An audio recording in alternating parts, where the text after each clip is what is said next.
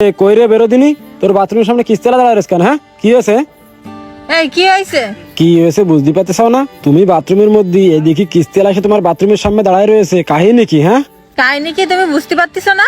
সারা দেশের তো যে কিস্তি তুলে রাখিছো, কিস্তিওয়ালারা আমার বাড়ির পরে এসে বসে থাকতেছে। আমি বাথরুমে সেটা কনে পালাবো? আর দেশের জায়গা থেকে টাকা ধার নিয়ে রাখিছো। ওই রিয়াজের দোকানের তো জিনিসপত্র নিয়ে আসে, সেই টাকা পাবে। দুই জায়গাতে কিস্তি তোলা, সেই টাকা পাবে। তারা বাড়ি এসে আমার জ্বালাচ্ছে, বাড়ির পরে এসে বসে থাকতেছে। আমি যখন বাথরুমিতে বেরোচ্ছি তখন দেখি কিস্তিওয়ালা। কয়জন আর মিথ্যা কথা বলে খেদাবো, এই জন্যই তো বাথরুমে যে বসেছিলাম। আপনার স্বামী স্ত্রীর ঝগড়া বাদ দেন, দিয়ে আমার টাকা দেন, আমি অন্য বাড়ি যাবো। এ ভাই আজকে টাকা নেই, সামনের সপ্তাহে এসে একবারে দিবা না, কানের গোড়ায় ঘ্যান ঘ্যান করেন না। আজকে মাসের শেষ সপ্তাহ, আজকে আপনার টাকা দেওয়াই লাগবে। শোন ভাই, তোরে ভালোই করছি, এখান থেকে যা। এমনি কাছে টাকা পয়সা নেই, মাথা মতো গরম আছে, যা। কিন্তু তোর কান সমস্যা লাল করে দিবা না একদম। ভাই আপনার অত কথা আমি শুনতে চাচ্ছি না, আমি বিকেলে ম্যানেজারের নিয়ে আসবানে। আপনি টাকা পয়সা রেডি রেখেন, প্রতিদিন এক নাটক কত ভালো লাগে না আমার। হ্যাঁ, যার পারিস তার নেসছে নে। এ শোনো, এদিকে আসো। প্রতিদিন আমারও আর এক ঝামেলা ভাল লাগতেছে না। তুমি তোমার আব্বার কাছে যাও, যাই আর কিছু টাকা নিয়ে আসো।